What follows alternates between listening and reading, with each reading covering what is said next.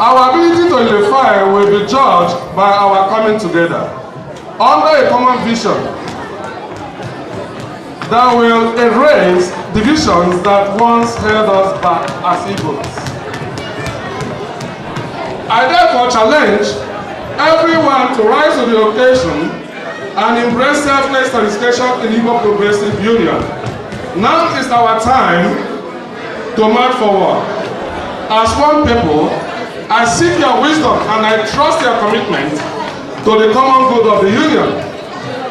And finally, I wish everyone a Merry Xmas and a happy, healthy, peaceful, and prosperous 2009. I also wish everybody traveling home journey mercy and God guidance throughout their stay in Nigeria and elsewhere.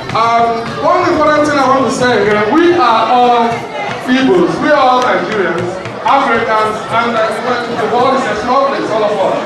And why unity is important these days, we are all potentially lost. As we are here, we are getting older.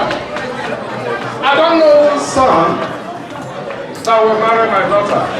That's why it's necessary that we set the pace so that our children will neglect. We are potentially involved. God bless you and enjoy your party. Thank you. Thank you very much.